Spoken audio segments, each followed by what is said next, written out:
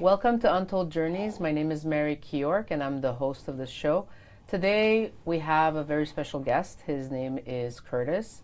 Curtis is actually a client of Keyork Immigration Law. Myself, I'm an immigration lawyer running Keyork Immigration Law, and we were recently hired by Curtis in December to do a couple of different things for him. And right now, he's in a very critical situation. So I wanted to bring his story to light. Because I think it's a very important one to share. Thank you, Curtis, for joining us today. Thank you for having me. So, Curtis, the first thing I want to ask you is, where did you grow up? I grew up in Montreal. Originally we lived in Ville-LaSalle. Lived in Ville-LaSalle from 6 months till roughly 14 years old. Okay. And at that point, we ended up moving to the West Island to Dollar Des Moines. So when you say 6 months, do you mean to say that you immigrated to Canada? Yes. Okay. And from what you know, what your parents told you, where did you immigrate from? My parents said that I immigrated from the U.S. And where were your parents born? My parents were born in Georgetown, Guyana. And so, did they ever live in the United States? Yes, they did. They lived there for, I'd say, roughly off and on about 3-4 years. 3-4 years in the U.S. Yes. And then they immigrated to Canada. Yeah. So you came when you were about 6 months old. Mm-hmm. How old are you now? 50. And have you lived anywhere else besides Canada? Not at all. So can you tell us what's going on right now with your situation? Whew. Okay, so right now I'm on a deportation order. This order was handed down about 8 years ago. The situation was that I didn't have any paperwork to state that I'm from the U.S. So we've been in limbo for the past 8 years. And Canada Border Services has been trying to get the paperwork in order. They've been trying to figure out ways to get me back into the U.S. and such like that. And that's where we're at right now. Okay. So when are you supposed to leave Canada? February 14th. And today we are February 7th. 7th. And when were you told that you had to be deported? February 1st. February 1st? Yeah. So how did you feel in that moment? Punch in the gut. I felt like I'd rather go outside and get hit by a bus than to take in that news. Yes. So, you weren't expecting that? no, it's been going on for so long. And I've always been told, just go and live your life. Just live regular and try to just, But that was just, it came out of left field for me. Mm-hmm. Yeah. So you said that they were trying to find a way to send you back, and they did some paperwork. Did you do paperwork as well? Yes, they asked me to do paperwork. They asked me to apply for my birth certificate, which would be considered a legal document in the States, which would allow them to send me back to the U.S. I also was asked to apply with my father, for an application of U.S. citizenship. And all those situations I was asked to do, I was rejected.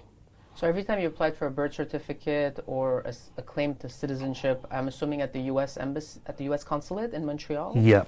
The birth certificates were done online. Okay. Well, no, by mail. I had to send them away. And the passport application was at the U.S. Embassy.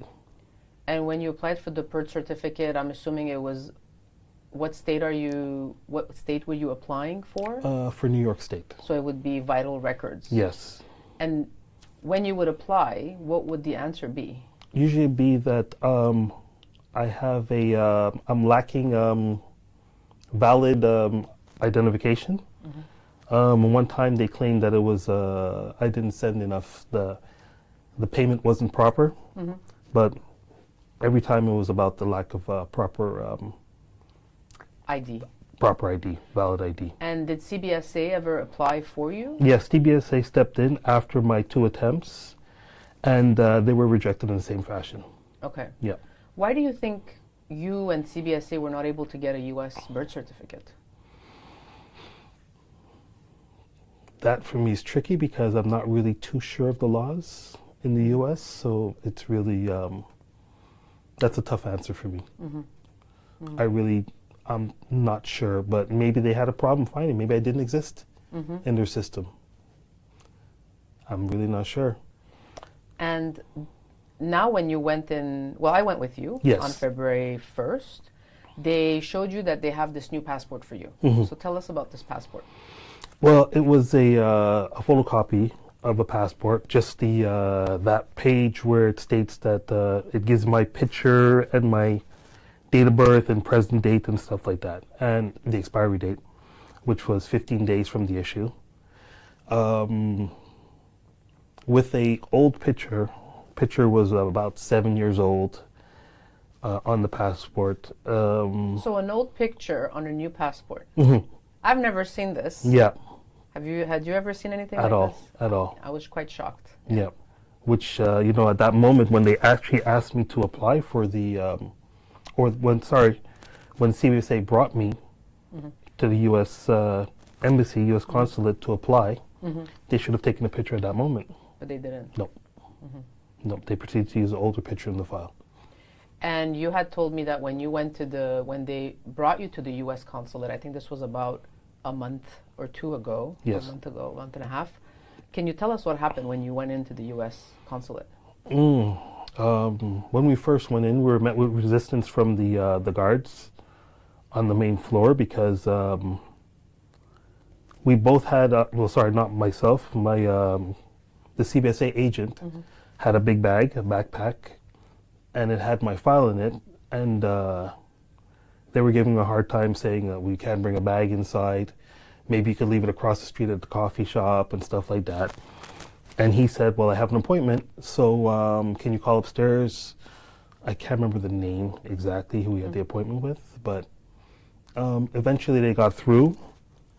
They let us in. He had to check his backpack, but they allowed him to bring the file upstairs. So he brought the file upstairs. We sat down for roughly 2 minutes, went to the wicket, explained to the woman at the wicket the situation, that we're here to obtain a passport or attempt to obtain a passport. She then proceeded to ask us to sit back down. We sat for about 15 to 20 minutes. And then we went to another wicket where we were speaking with another woman, and it seemed like her supervisor, I guess, at that moment. And she basically stated that, she was asking myself questions like, do you remember coming into Canada? Do you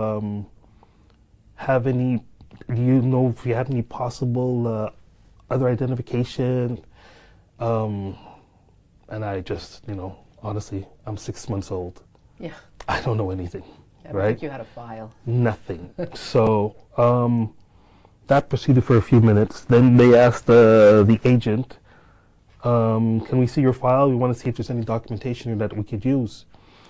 And he handed it over. He said, it's my file, though I'm not leaving it with you.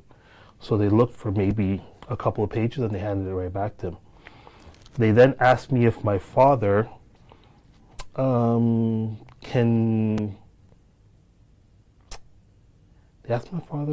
They asked if my father can contact any neighbors or old relatives and stuff. I said, look, my father's 78 years old. Everyone else around him is passed on. So there's not much I can do on that matter. So at that point, like they for asked somebody to come and say, I know that Curtis was born in the United States. Yeah, like a neighbor and such like that, which didn't make any sense for me. So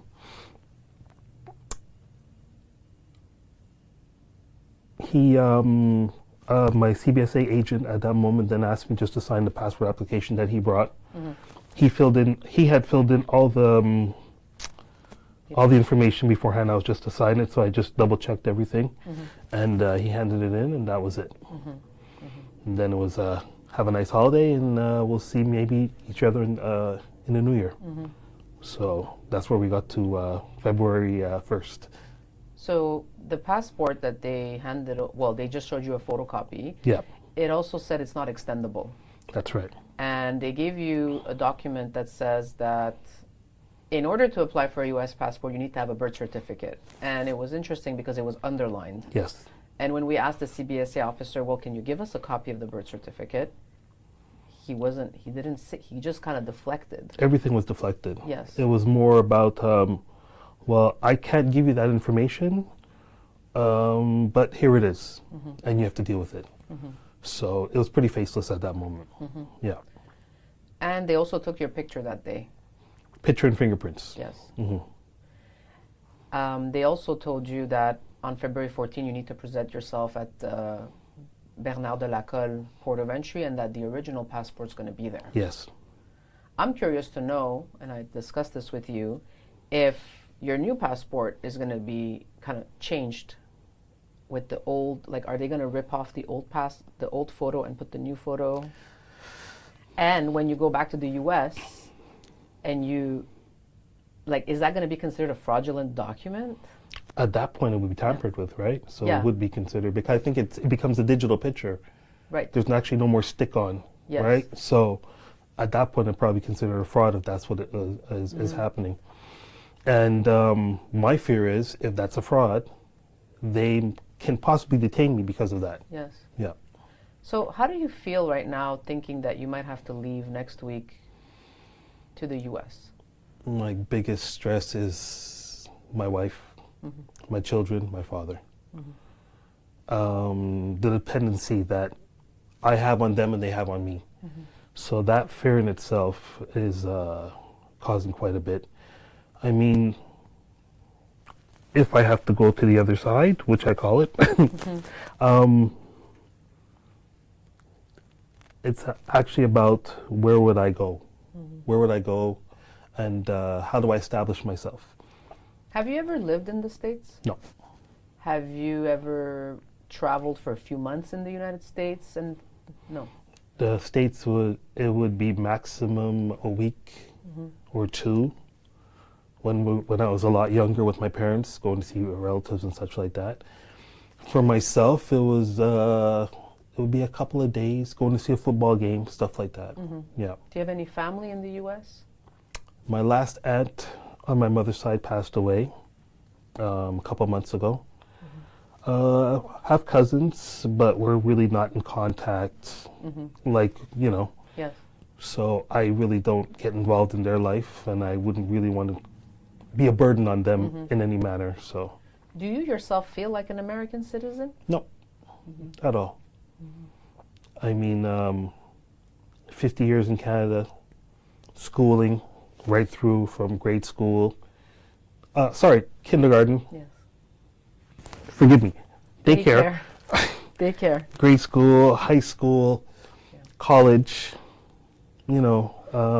I was looking at your daycare pictures, your kindergarten pictures, your high school pictures, and from the 70s. And I think it's that moment that I knew how crazy this story was, but then that moment it really hit me how insane what is going on, and how the operation of the law is so unfair. Yeah. On one hand, we have agencies and government that are trying to follow the rules in place, but on the other hand, compassionately, empathetically, humanly, it makes no sense. That's it. The rules are faceless. There's nothing to it. It's just black and white. And, we all have a story to tell at the end of the day, right? Yeah. And it's just more than what's on a piece of paper. And that's the sad part about it. That's why, I agreed to do this today, because I want people to understand and not to be afraid to speak. These are life-changing issues, Yes. life-changing situations that we're put into. So, we try to make the best of it. But if you're lacking the knowledge or you're afraid, they will take advantage of you, Yes. put it that way. So, Can you tell us a little bit? So you grew up all your life in Canada, in the province of Quebec. Tell us a little bit about if you remember, kindergarten, elementary school, high school. What experiences did you have? grade school was, I was very comfortable with grade school. We went to an English grade school. My siblings also went to the same grade school. So, there was a transition when I was there and they were there. So I was like, oh, that's so-and-so's little brother and stuff like that. So we went through that part. I think maybe when I got to grade 5, that was probably, okay, well, let me backtrack a little bit. Growing up at that time, there was a lot of racism going on and stuff like that. And, Quebec was going through their whole language issue and such. And funny enough, where I used to live, we used to live across the street from a French high school. Mm-hmm. Now, my grade school was behind the French high school. So we used to walk through the property, cut across the field to get to our school. I think in grade 4 possibly, I was getting bullied by some high school kids. They used to wait till I got to the side of the high school, and they would beat me up. 3 guys, they would beat me up all the time. Why? Do you know why at the Because time? I was a black English kid. So they kept beating me up. This went on for maybe a month, almost 2 months. But I was such an angry kid at that moment, and I didn't want to tell my parents that I was getting beat up. I didn't want to tell anyone, I was just trying to figure it out.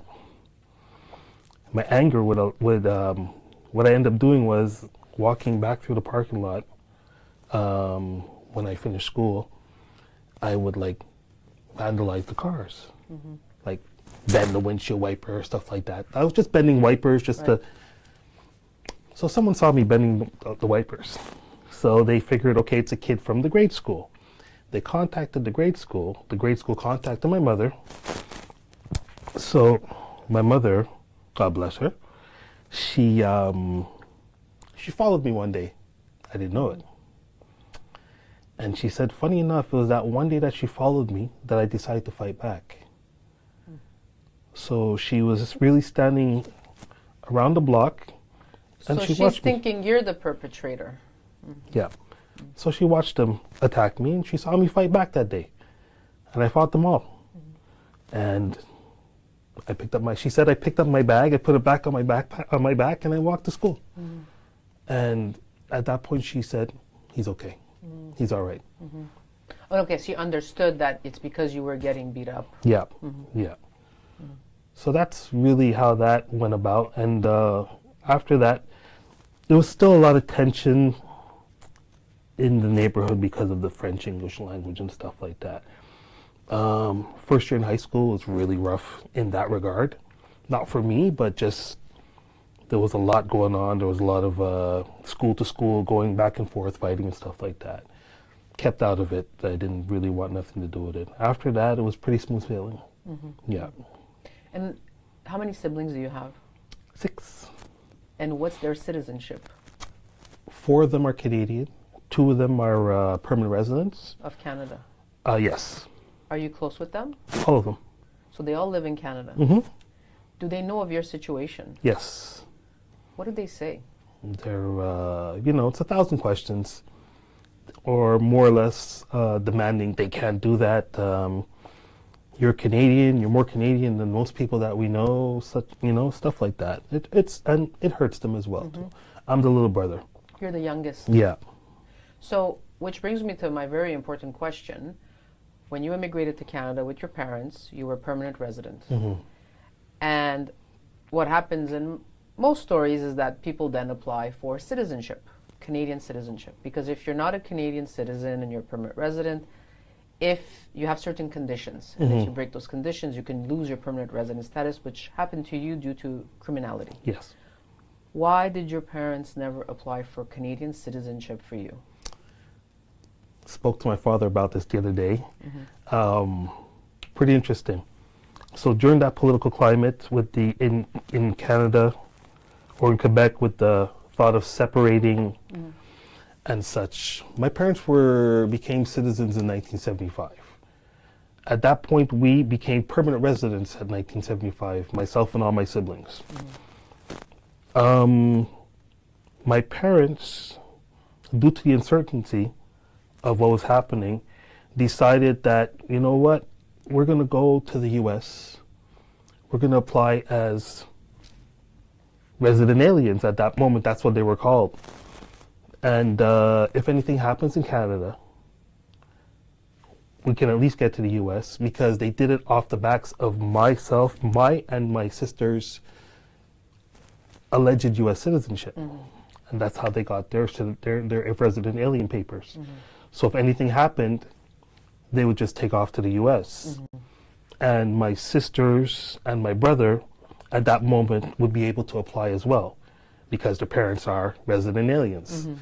So it was something that, it was like a little ace, the ace card that they were holding. And so because it was kind of, they didn't know what they're doing, they were like, let's not apply for citizenship for him because we might go to the U.S. We might have to go because of the political climate. But your siblings had applied already, or they ended up applying later? My siblings applied when they were adults. Everyone applied when they got older. Why didn't you apply when you were an adult? Because we wouldn't be sitting here, you wouldn't be getting deported. The thought process wasn't there because you live as a Canadian. Right. Because you've been here since you're 6 months old. I'm here functioning, that's all I know. Yeah. So even to go into the U.S. as a child, it was a vacation. It wasn't going there in any nostalgia to say, oh, this is where I used to live. And I don't know anything there. Yes. So I'm living as a Canadian. Yes. At one point I did actually get an application. I was ready to head out, ready to go. But, life steps in front of you, right? Yes. Have children, your priorities change, you're more focused on the kids than yourself, kids, work, and everything else, So those were outside, factors that I'll take care of it later, I'll look into it later, because at the same time, it was something that should have been done, but I'm still living as a Canadian, regardless of what. Everything I'm doing is Canadian. Yes. You're paying your taxes, you're working. That's it. You had access to health care. That's it. How many kids do you have? 4. 4 kids. Tell us about your life as a father in Canada.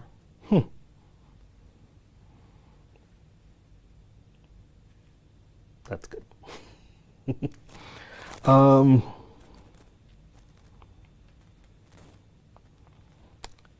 raised my kids with the same values that I was raised with. I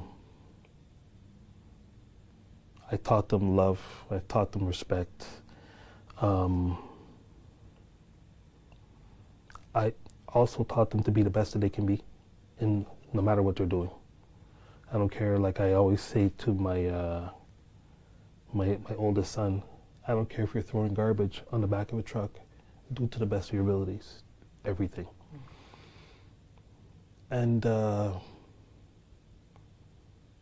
at this moment, as they got older, they finally realized what I was saying and the actions I was taking forward, and they were very appreciative of it, and I'm proud of that. That's probably my biggest accomplishment, was raising my children. Yeah. Have you told your kids that you might have to leave next week for an unknown period of time, if not permanent? No, I haven't told them yet.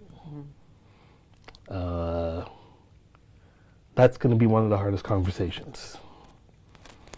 Because, the kids are a little older, so they're all in their own little sections, doing their own little thing, and it's going to be sort of tough to break that to them one by one. Yeah. How often you see them? Frequently, about a week, every week. My oldest daughter, maybe every 2 weeks, because she's very busy with school, and and work. The other kids are work, and that's it, So, I see him as much as possible. Yeah. And tell us a bit about your father.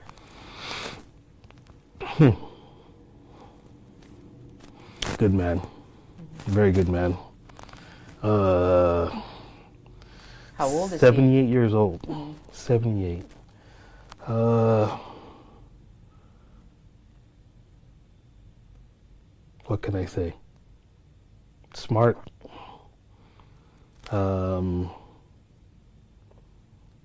Very caring. You know, he has a very strong exterior, but he's very caring. And I never really realized it because, you know, we all have a sort of stigma about our parents, right? And I realized it when I spoke to my father and he was explaining to me. He knew what every one of his children were wearing when they got off the airplane in 1975 from Guyana. Wow. He could tell you every piece of clothing that each one of them were wearing. And I was like, that's, you know, wow. Good man. Going through some stuff right now with his health. He's a prostate cancer survivor. He did well with that. He had a heart attack 2007, I think it was. You know, going through diabetes and stuff like this now as well. So I try to be there for him as much as possible. Try to help him go to appointments, you know, and just speak to him as much as possible. Just, you know, support. Does he know that you might have to leave next week? Yep.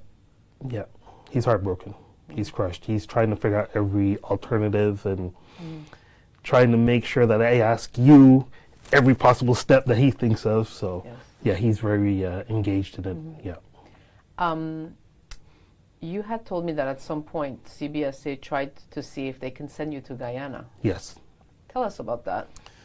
So I was called into their office, and the agent that that's assigned to me, he told me that nothing's working in terms of getting your paperwork.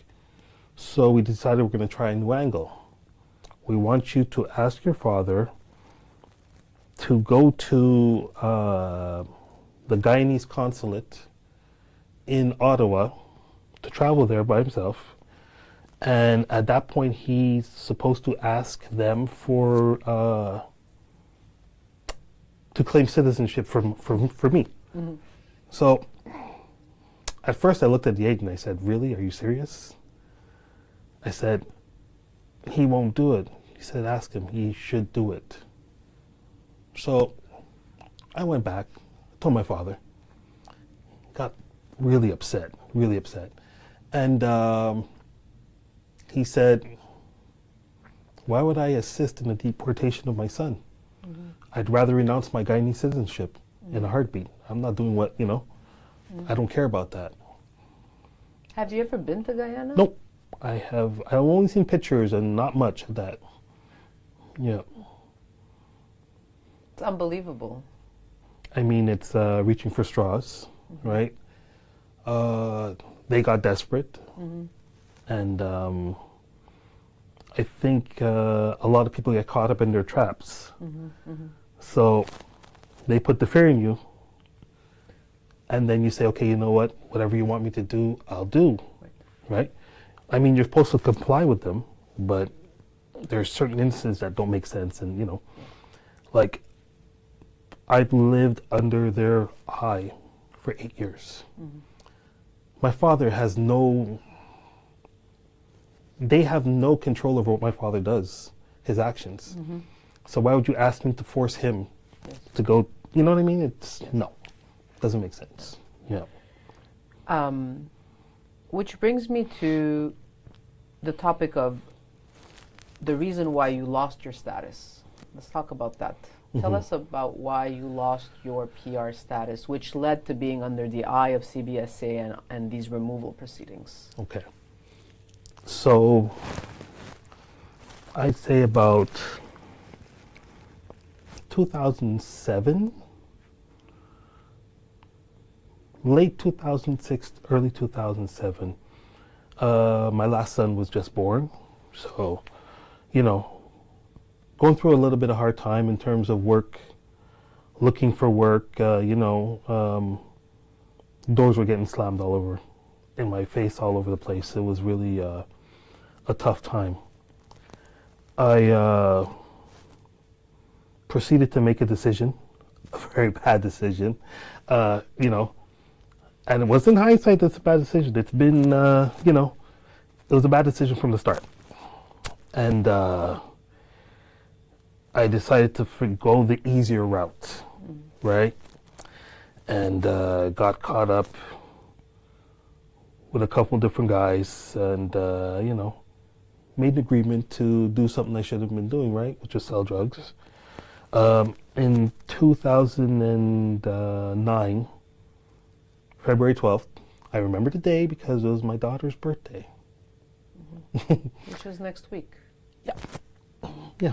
It's all relevant, right? So, February 12th, 2009, the police came. They arrested me. I was held for a couple days.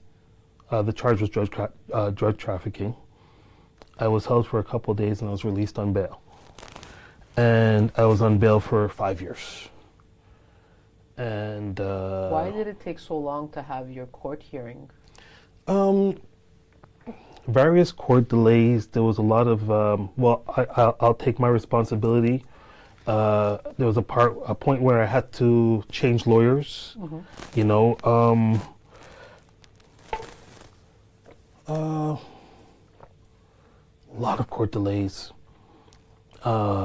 Prosecutors were changed. Judges were changed. So it was always something happening, and I guess it was also a part of an operation. So we were the final holdouts out of maybe 60 people. It was down to 3 people left, and we were the last ones to go to court. So, I mean, 5 years on bail, and, you know, trying to live a normal life again, right? So, finally get some work, you know, stuff like that, and kept myself busy until 2014, March. We were found guilty, and at that point, I was detained. Yeah. So you served time? How much time? It was 2 years plus 8 days. Yeah. How was that experience for you?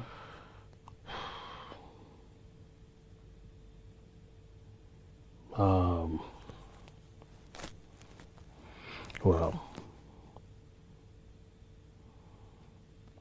started off as survival. You're in survival mode.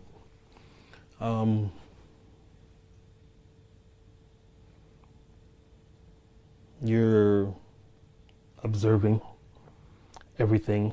You don't know what's happening unless you've been, you know, I'm not experienced in going to prison and stuff like that. So you observe, and you become a fly on the wall. You know, you start to revert into yourself. Your first thing to do to yourself, for yourself, always is to protect yourself, because you never know who's coming at you when. Being away from family. My mom was going through her cancer at that time. She passed away from colon cancer in 2016. So, going through all of that at the same time, not being able to see my children. It was a decision made by their mother. She said she doesn't want to bring the kids, which, you know, I understood at that moment, you know, but, and I wouldn't want to subject them to anything that they didn't want to do. So, but at the same time, it was really, really hard. It was really hard. You learn to adjust eventually, right? You get into the routines, but survival mode. And what about reconnecting with your children when you came out? Ooh. So my oldest son was living, well, he still is. He lives with my father. He's always been very close to my parents. So when I came out, I was forced by the by the justice system to live at my father's house initially, which was great. My son's there, my father's there. So, I was ecstatic, for sure. Get to see my kids, but the only thing was I didn't really get to see my younger kids, the three younger ones, because they were living at their mother's house at that moment. So, okay, dad is out now, good, we're going to see him, but I end up meeting them at my mom's funeral. Right, if I remember correctly, your mom passed away 2 days before you were released. She passed away Saturday, she passed away Saturday. A Saturday afternoon she passed away, and I was released on Tuesday morning. Were you allowed to go say bye to your mom? No. Did you make the request? I did make the request, but they were asking for proof from a doctor that she's going to pass away, and the reservations from the funeral home just in case. So they wanted all these different things. I said, you know what? I'm not going to burden my family with that. It's okay.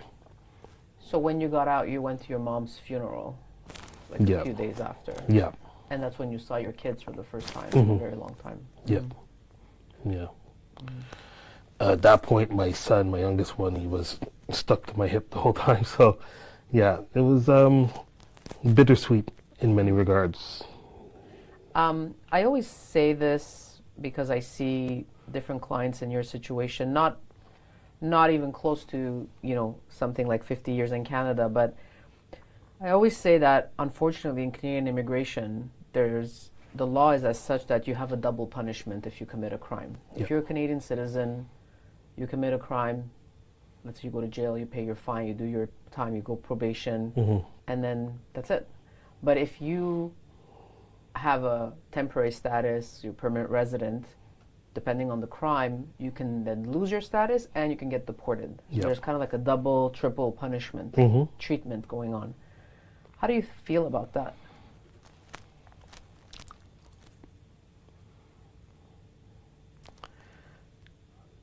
Can I be a little selfish in my regard? In my situation, I feel like I've proved myself. I think my just being here for 50 years alone should have some type of merit, some weight to it. Unjust in certain regards, yes, absolutely. I mean, don't get me wrong, there are people who are actual reoffenders. They'll reoffend over and over again. We understand that. But you should know how to deal with those people accordingly. And not take every situation as black and white on a paper. Let's look at each case individually. Let's go a little into depth. You know what I mean? Because they say that, let's say for instance, we're not psychologists. They're not psychologists. Maybe get a psychologist to work with you. You could see the mental state of somebody and understand where they're coming from. And say, you know what? There's a little substance to this story, not like that guy where we know he's gonna, continue what he's doing. Maybe this guy, cleaned up his act. Maybe, he's There's a looking for lot better. of gray in these stories. Completely. And what I fear happens is there's one camp that'll feel completely empathetic to you, and another camp that will say, well, he's just a convict. This is a good thing that he's leaving Canada, without understanding everything that you've been through. Yeah. You got arrested, the act you committed was 2009. 2008. 2008. Yeah. We're now 2023. You did your time. You paid the price. Even when you got out, I'm sure there's a lot of doors that closed as well when you were looking. Absolutely. Can you tell us a little bit about applying for jobs with a criminal record? Yeah, that's tough because no matter what you do, you can come with your skills. But the minute that they see that, because you have to fill out, do I have a criminal record? And you say yes, and you won't even get past the interview process at that moment. It's your application is thrown in the garbage. So, I mean, what do you expect at that point for people to do? That creates, sorry to say, it creates an underground system. right? Where people are working under the table and such like that. So, I mean, you're not given a fair shake. Everyone makes mistakes. You know, some people just, how can I put it? Some people only realize when they get caught of their mistakes, right? And some people are only sorry after they've been caught. You know, so. And in terms of employment, tell us a little bit in the last few years the work that you've been doing. I work at a residence. It's located in Dorval. It's called Foyer Dorval. It's part of the Quebec government. They consider them CHSLDs. I can't remember the actual breakdown of the acronym, but and I was employed as a food service attendant, which, you know, I just wanted to get my foot in the door. And I think you started right before the pandemic. Yep. So when I walked in there, I think I started in end of February. 2020. 2020. And I think maybe 2 days into my job, there was a flu outbreak.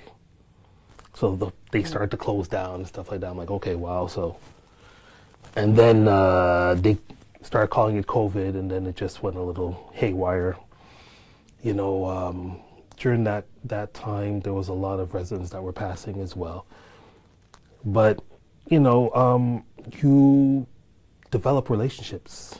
No matter where you work, you will develop a relationship. We tended, the kitchen staff, we tended to develop relationships with a lot of the residents. And, you know, it was pretty heartbreaking to see a lot of them passing and stuff like that. But at the same time, I did create a lot of friendships with the residents as well as their family members as well. So it was a great situation. I loved it. Yeah. Were you considered an essential health worker Yes. during the pandemic? Yes. Yeah. So I had my little privilege where I can walk to the front of the line at the grocery store and stuff like that, right? But yes. yeah, but it was a tough time during that, to seeing all those people pass away. I remember going up to on certain floors in the building where you'd actually see guys coming in with the hazmat suits to take out bodies and stuff like that, and it was just it was a rough time. It was a rough time, but we were there to, you know, keep a smile on everyone's face. Yeah. I was reading some of the documents that you gave me, and there was just so much gratefulness from all the people that you're around people, and you make an impact. You make a positive impact on so many people. My outlook when it comes to just people in general, we're all cut from the same cloth, regardless of what color, you know, religion. We're all cut from the same cloth. But I mean, like, for instance, with work with the residents, I remember as a child, I never knew my grandparents. My two grandfathers passed away before I was born. My two grandmothers, my grandmother on my father's side, I got to know her a bit. She would come up from Guyana a couple times and such like that. My grandmother on my mom's side, I maybe met her 3 times, 4 times. So first and foremost, with my children, I always wanted them to know their grandparents. So I made sure that they were always going to a grandparent's house, that they can, you know, keep that relation. So when I got to work, and I'm looking at these people that, you know, the residents, I'm like, wow, that's someone's grandmother, or someone's grandfather, or aunt, uncle, brother, sister, you know, grandparent, and such like that. So I wanted to make sure that they had the best experience possible, especially when it came to me. I'm going to put a smile on their face. I'm going to sit there and listen to their stories because you know what? People forget about them. Mm-hmm. And They have the best stories. Yeah, so Yes. you know what? I want to sit down and hear your story. You know, and it made me feel good because, you know, they're not getting that. They're just being treated as a tray, a plate of food, or here's your medication and such like that. So, you know, so that's what really drove me every day. So here you are doing this amazing job in this hospital setting, helping the elderly, the ones that are sick, the ones that don't have other family members that could visit them. And on the other hand, we're giving you 2 weeks to pack up your stuff and go to a foreign country. Mm-hmm. It's, to me, I don't even know for you, your wife, how you're able to every night deal with this, knowing what's coming.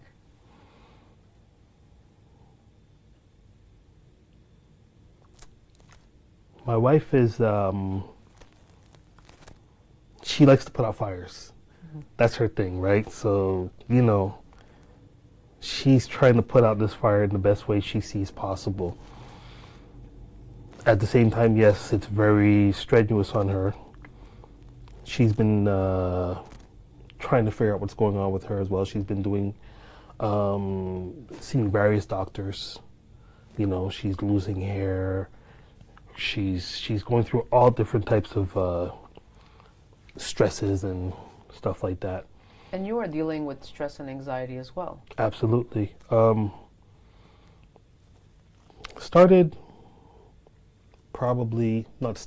can't say started. Early 2023. The anxiety, the possible, getting to this point, you know, dealing with my children, the work situation, the pandemic was very stressful mentally. Then you're worried about paying bills. You know, you hopefully that, you know, you're going to keep your job because at one point when they consider the pandemic as being over, you start to lose people. So, you know, all these little factors start playing in. So I remember seeing my doctor and I said, you know, I'm not doing too well, you know. He goes, okay, listen, he goes, let's wait a bit and let's see how, you know, because this is the first time I was expressing this to him. I think that was in February 2023.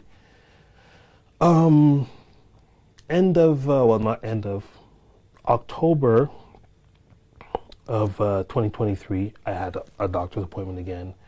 And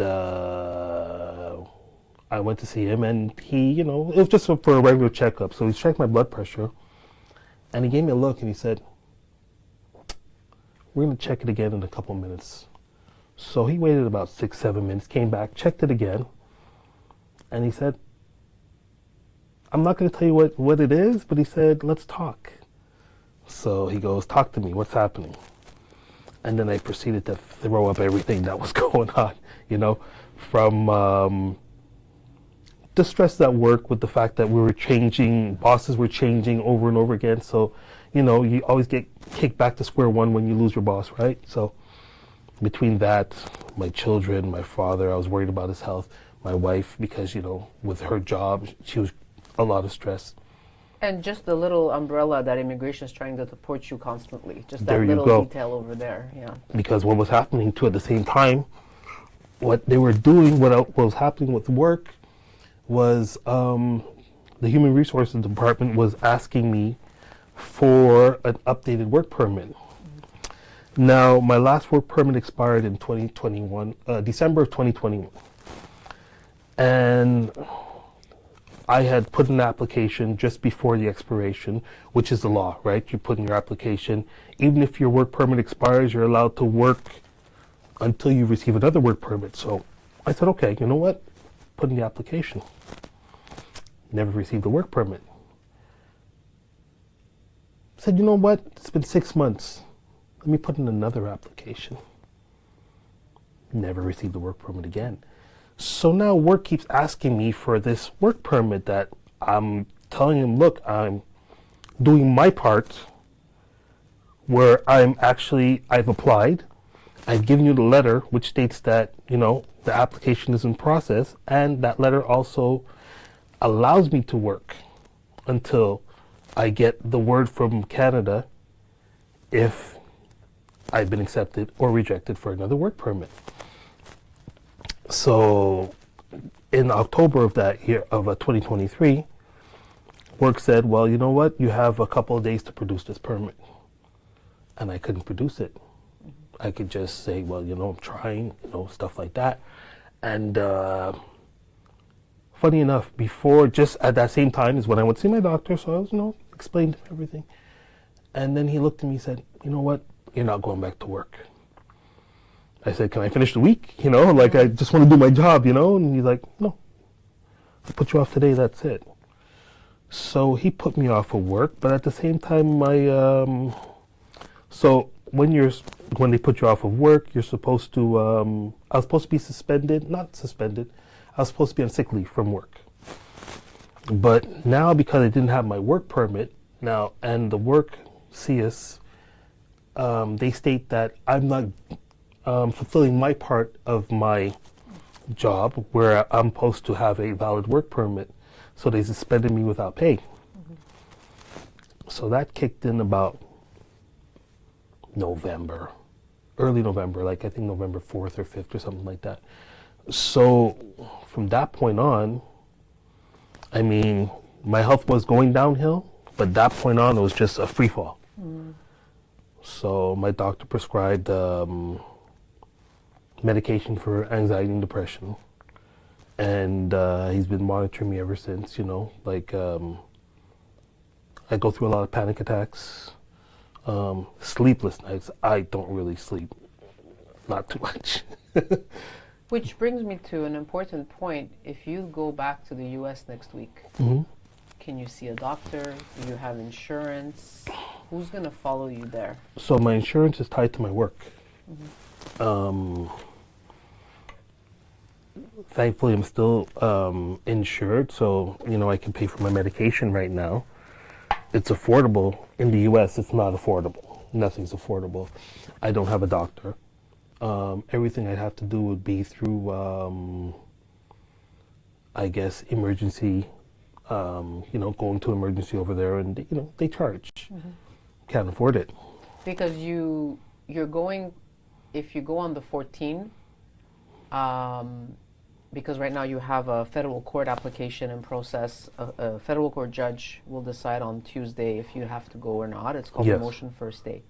If you leave, if the judge says you have to go, and you go on the 14th, I think the motion first day would be on the 13th. The 15th, your passport expires, this emergency passport, and you don't have a birth certificate. Yep. So I'm wondering, do you know if you go to a hospital or a doctor, how you're going to identify yourself? You're going to show your expired U.S. passport? I have no documentation whatsoever. Because that's what I'm concerned about. When we met, so we met in December, and I told you we need to do, because you are criminally inadmissible to Canada, Yes. we need to do a TRP for you, a temporary resident permit, Yes. which is an application for individuals who don't have status, who are inadmissible for different reasons, but they have humanitarian factors. Now, in my opinion, this application should have been filed years ago, many, many years ago. But we just didn't know that they were going to get this passport for you. So my concern is, when you go to the United States, how are we going to apply for this temporary resident permit for you when you don't have a valid passport? And are you going to be able to get a valid passport? Are you going to be able to get a U.S. birth certificate? This is why I feel your story is so important to share and quite controversial. You know? Well, that's the fear, because, I'm supposed to leave on the 14th. Passport expires on the 15th.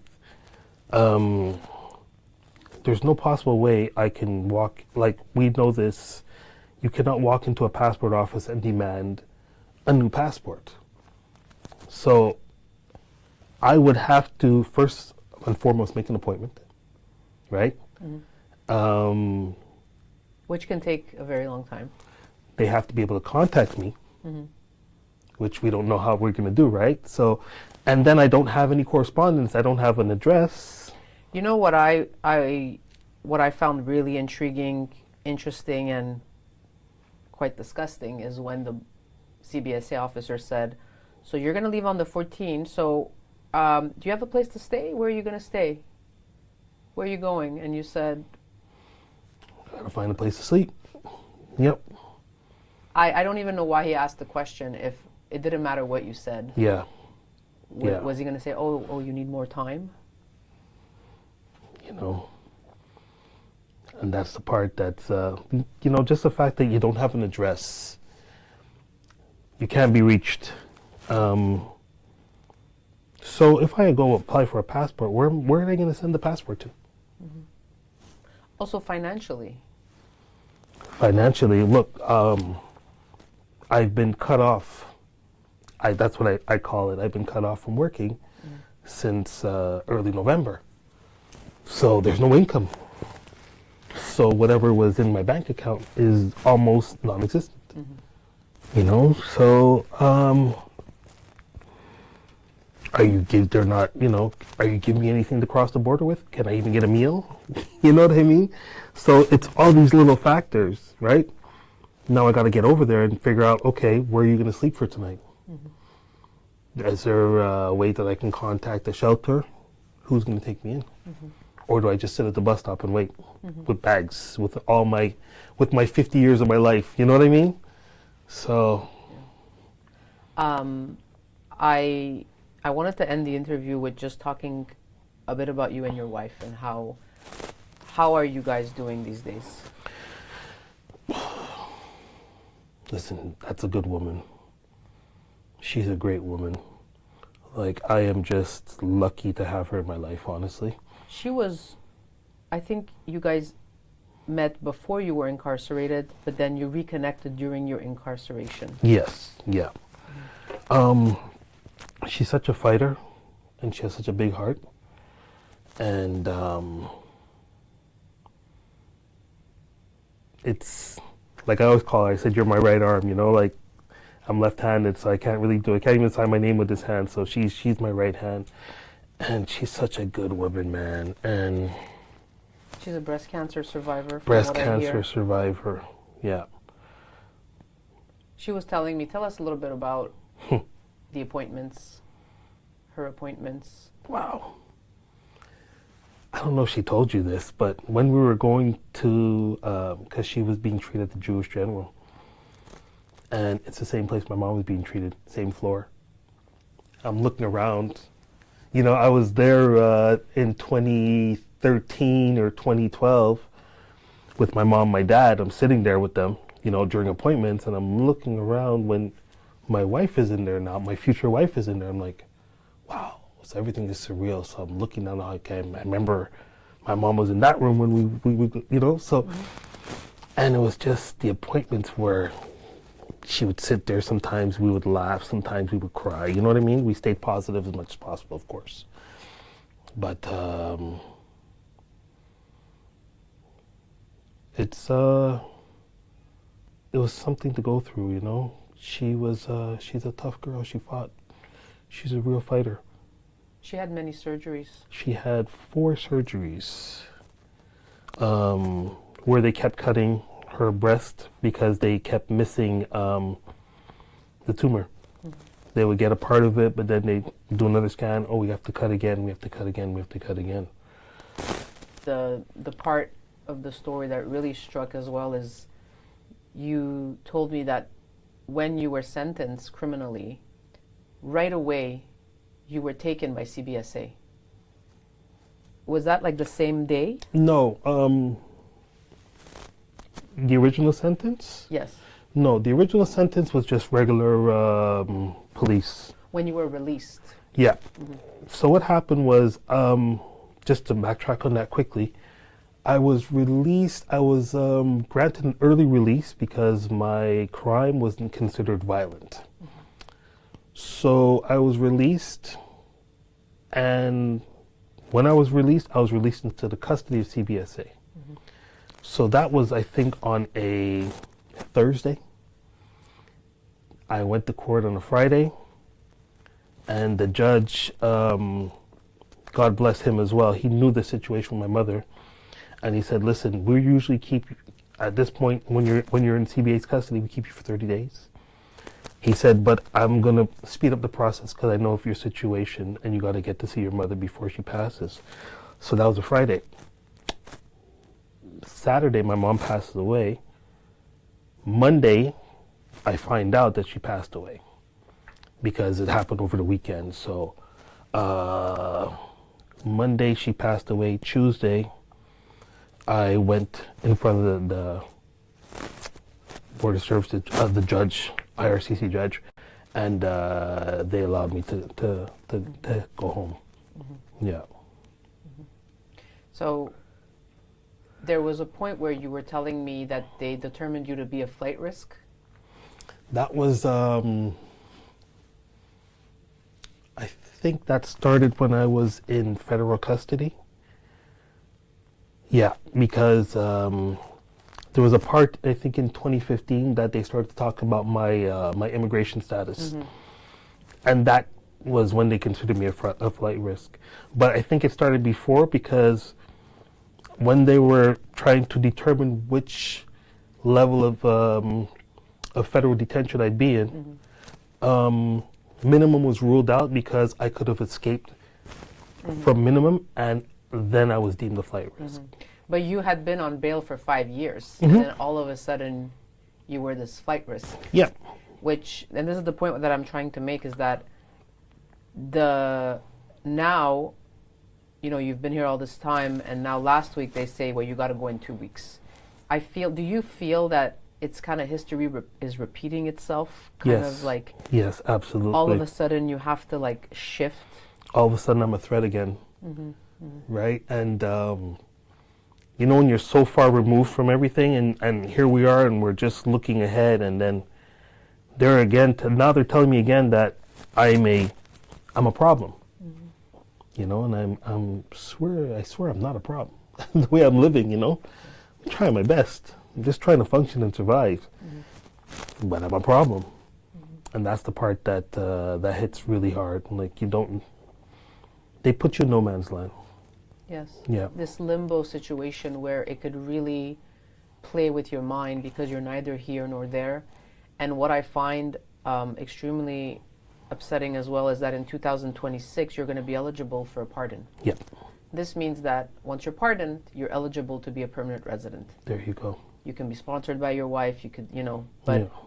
That's around the corner. But for some reason, we want to send you back to a country where you might not get any identification and be separated from your entire family. And then my mental state as well, I have to deal with, so I have to figure it all out. Mm-hmm. I know the system is designed to break certain people. We understand that.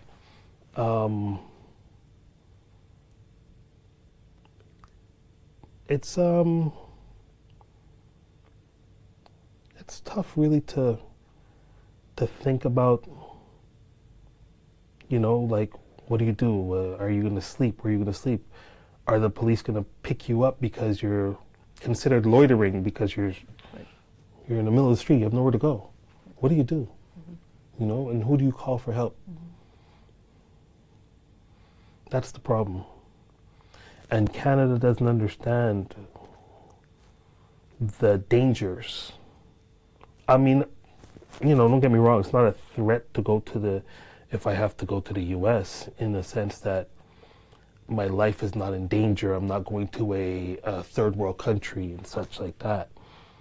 But you're still putting someone in a position where they can't identify themselves. Mm-hmm. They don't know where they're living.